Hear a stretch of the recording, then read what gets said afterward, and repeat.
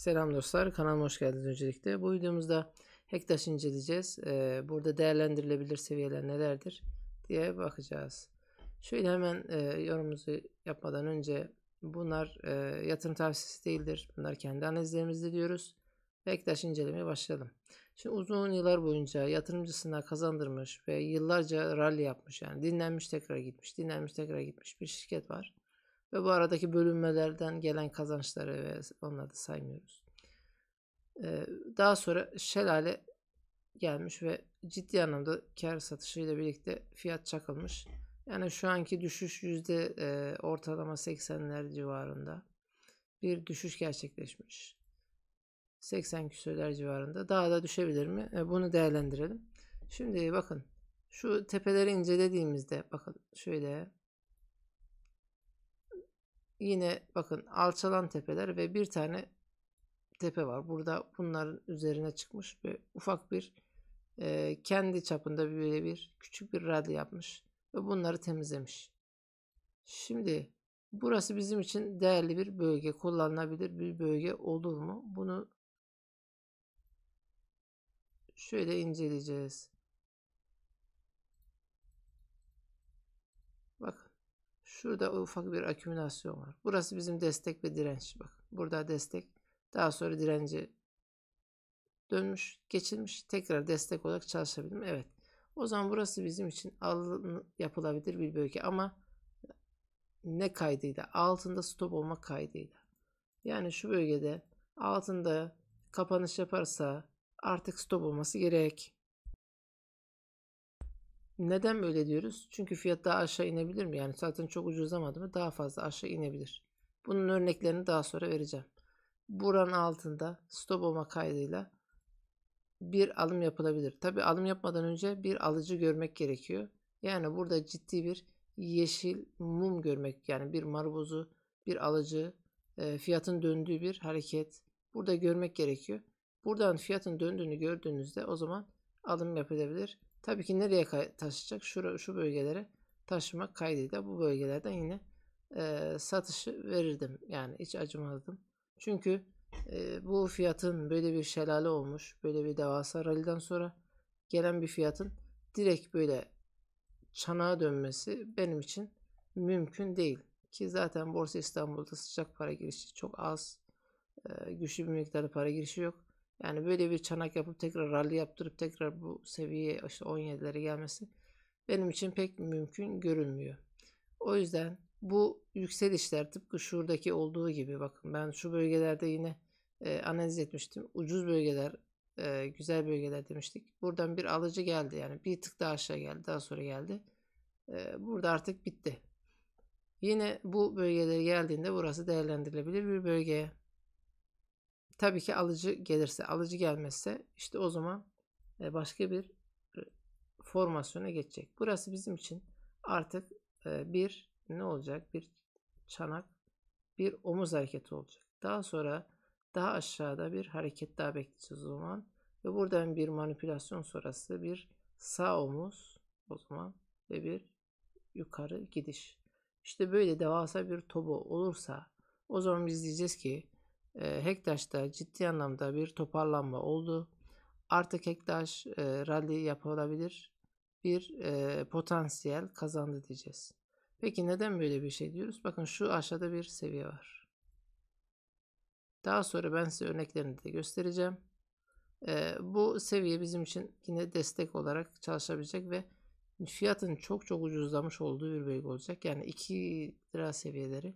Hatta şurada da bir alıcı var 2.25 seviyesinde. Buralar değerli bölgeler. Bu şelaleden sonra büyük bir toba ihtiyacı oluyor. Ve bu tobodan sonra büyük bir rally gelirse o zaman onun seviyesi, yani hedefi işte 11'ler olabilir, 16'lar olabilir. Onun gücüne bağlı değişir. Ama genelde çok büyük bir topudan sonra eski zirvesini fiyat ne yapıyor? Görüyor. Tabi aylarca sürüyor. Dinleniyor, tekrar çıkıyor ta ki eski zirvesine kadar gidiyor. Bazen eski zirvesini de katlıyor. Yani bunun 15'in katlaması 30 diyebiliriz. Böyle bir seviye görülebilir ama ne zaman? Bakın ben sadece buraya bir topa çizdim. Bu bile 2027'ye. Bunun daha kısa bir şekilde çizilebilir mi? Onu zaman gösterecek. Yani 2027 doları 28 de olabilir, 29 da olabilir. Onu zaman bize gösterecek. Fiyatın toplanma potansiyeli, alıcıyı bulma potansiyeli bize gösterecek. Bu devasa bir ne olacak? Tobo olacak. Fiyatın ciddi bir anlamda rally yapması için. Peki indikatörler neler diyor? Bir de onlara bakalım. Şöyle önce büyük indikatörden, yani büyük zaman diliminden bakacağız. Bakın şu an MACD çok aşağıda, yani mumların aşağısında bir al vermiş. Bu zayıf bir aldır. Bunun anlamı şudur. Yani buradaki dönüş hareketi bizim için bir satış fırsatı ya da bir ufak bir ticaret fırsatıdır. Ve buradan alanlar hemen burada sattılar gördüğünüz gibi. Yani bunun ciddi bir uzun bir ticarete, yani kazanca dönmesi için bu MACD'nin bir kere şu mumların üzerine çıkıp burada bir fake hareket yapıp daha sonra tekrar bu mumların üzerinde bir al verip ondan sonra bir rally'ye kalktığında, yani fiyatın şöyle bir hareketlerde tekrar şöyle bir hareket gelirse ondan sonra yani bir hareket yukarı doğru rally, ciddi anlamda rally olacağını söyleyebiliriz. Ama şu an bizim için erken. Yani büyük zaman diliminde indikatöre göre de erken. Zaten bakın pivot noktasında yeşil bakın pivottur. Aylıkta buradan üzerinde kapanış yapmadan geri döndüğünü görüyoruz. Şuradan da destek bulmuş. Bir dahakinde buradan destek bulur mu yoksa bir aşağı mı gider? Onu zaman gösterecek. Bir de şöyle bir durum var. Eğer ki TL devalüe olur ve dolar karşısında ciddi anlamda değer kaybederse o zaman bu fiyat buradan akümüle olur. Daha aşağı sarkmasına gerek kalmaz ve buradan toparlanıp da yukarı gitme potansiyeli vardır. Peki başka formasyonlar. Bir de haftalığa bakalım. Haftalıkta gördüğünüz gibi yani 200 günlüğün altında, işte şu yine mavinin altında ve burada pivot noktasında tutunmaya çalışıyor haftalıkta ama altına sarkma ihtimali var. Yine haftalıkta bakın SAT'a doğru geliyor MACD. Yine bir SAT sinyali aşağı doğru gelirse ve bir uyumsuzluk olursa o zaman değerlendirilebilir. Günlükte 200 günün üzerine tutunmaya çalışıyor ama galiba orada da tutunamayacak. Zaten pivotun bakın üstüne geçmeye çalışmış, olmamış, tekrar aşağına altına iniyor ve düşmeye devam ediyor. Zaten burada da MACD'nin de mumların altında tekrar bir sat ve verdiğini böyle aşağı doğru akabileceğini görüyoruz. Yani aslında fiyat işte güzel değil, güçlü değil yani. Daha çünkü fiyatın toparlanması için zamana ihtiyacı var. Bunun örneklerini biraz sonra göreceğiz. Peki yukarılarda bizi hangi seviyeler bekliyor? Bakın benim değerli gördüğüm, şöyle haftada açarsak şu seviyeye bakın, destek ve daha sonra dirence dönmüş bir seviye var. Burası önemlidir. Peki illa çok büyük bir topuya mı yatması lazım? Yani fiyat buralarda bizi bekleyemez mi? Buralarda toparlayamaz mı? O da olabilir. Bakın burası eğer bir şöyle bir çanaksa bu fincan kulpa dönebilir. Şu bölgeden dönerse o zaman fincan kulp olur. Veya şunları geri alalım. Şuradan tutarsak bu bir dip, bu da ikinci dip de olabilir. Yani böyle ikili dip olur. İkili dip kırıldığında yukarı gidebilir. Bunlar da tabii ki olabilecek formasyondur. Örnekleri bu şekilde olabilir. Tabii bunun sonra hesaplanması da şu şekilde. Yine burayı hesap edersek buradan %40 düşüş, yine %40 ortalama bir yükseliş olduğunda bakın şu seviyeye geliyor. Yani benim değerli bulduğum bu seviye yine karşılıyor bizi. Şuradaki satıcıların yerleştiği bölgeye geliyor. Zaten buradan bu çanağın katlamasından sonra buraya hedefine ulaşmış olacak. Ve burada satıcı bölgeden tabii ki ikisi aynı eşit miktara geldiğinden dolayı burada satıcı ile karşılaşıp fiyat tekrar aşağı düşmeye başlayabilir. Yani tekrardan bir desteğe gelmesini beklenebilir. Peki bunun örneklerine bakalım. Şimdi NIO. Bu şirket Amerikan borsasında bakın büyük bir rally yapmış. Daha sonra bir şelale hareketi gelmiş. Şimdi Hektaş'ın şu bazı bölgelerini önemli bir şekilde bakın günlüğe alıyorum. Bazı bölgelerini çizeceğim. Şuradaki ufak dağıtım bölgesini çiziyorum. Bak burası. Yine bakın şuradaki tepeleri çizeceğim Hektaş'ta. Ve şuradaki yükseliş. Şöyle burayı unutmayın. Evet. Bakın burada da Nio var. Burada da ciddi anlamda bir şelale gelmiş. Şu bölgelerde ufak tepeler birbiri ardına geliyor. Daha sonra bakın böyle bir yükseliş.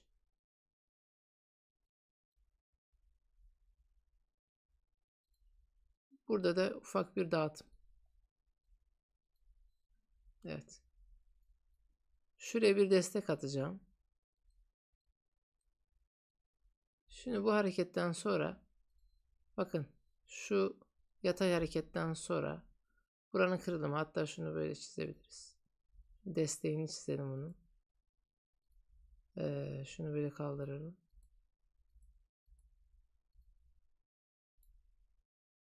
İşte bu kırılımdan sonra geliyor. Burada bir dağıtım tekrar. Şimdi fiyat aşağı inebilir mi? İnebilirse tıpkı Amerikan borsasındaki şirket gibi olabilir mi? Şimdi bunu ihtimali de aklınızda bulundurun. Bakın burada da aynı şekilde çok benzer. Bu şirket geliyor. Hızlı bir yükseliş. Geliyor burada dağıtım. Geliyor burada ha döndük ha döneceğiz derken kendilerini çok da aşağılarda toparlanıyor bulacaklar. Çünkü bu devasa bir ralliden sonra devasa bir TOBA'ya ihtiyaç duyuyor. Şimdi bu şirket, bu Amerika'daki şirket gerçekten şu an toparlanma emarelerini ciddi anlamda gösteriyor. Bakın bu bir omuz, bu büyük bir baş kısmı.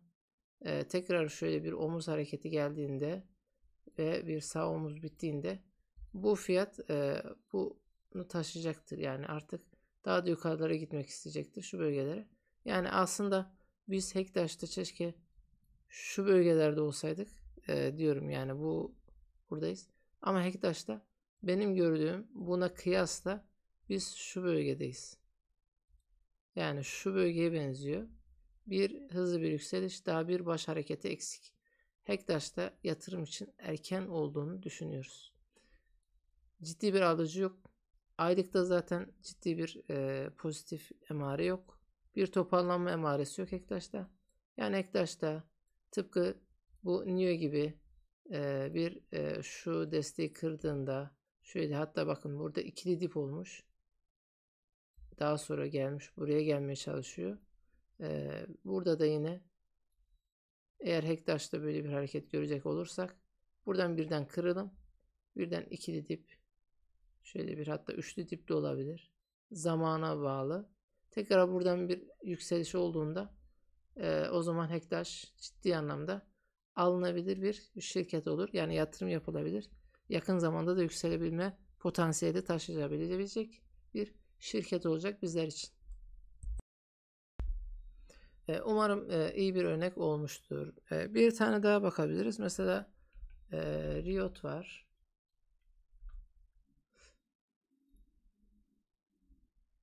Evet, şimdi bu şirkette de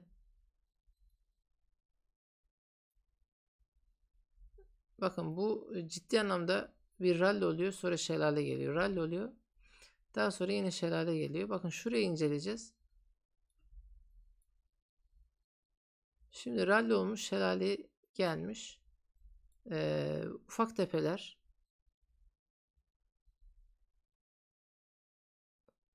Şöyle çizelim bu bölgeyi. Bakın ufak tepeler geliyor. Ve buradan hızlı bir yükseliş. Tıpkı Ektaş'taki gibi hızlı bir yükseliş, sonra düşüş. Burada yine aynı bölge, yani çok birbirine benziyor. Burada bir dağıtım. Bu dağıtımdan sonra tekrar fiyat bu bölgenin de altına iniyor. Yani şuraya kadar geliyor. Buradan bu aşağı sarkıp daha sonra yukarı gidiyor. Burada toparlanıyor falan. Yani şöyle bir omuz, omuz, baş. Sonra burası omuz oluyor, sonra gidiyor. Yani böyle büyük bir toba yapıyor. Hektaş'ta da bu toba eksik. Yani şurası sadece bir omuz olarak düşünürsek yani daha yolun başında. Yine mesela daha sonraki şelalelerine bakalım. Şu bölgeden ciddi bir yükseliş, yani gerçekten 2 dolardan 76 dolara devasa bir kar getirisi sağlıyor. Sonra yine şelale oluyor.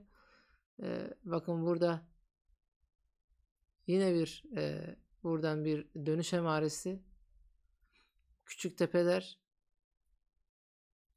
Buradan bir tekrar düşüş.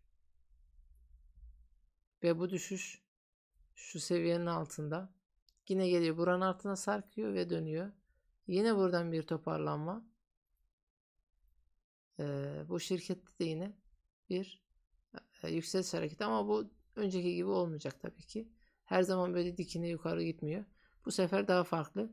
Bu sefer ciddi anlamda yataya saran ve yatayda uykuya dalan bir fiyat hareketi sağlıyor. Önceki fiyat hareketi tabii ki artık olmayacak.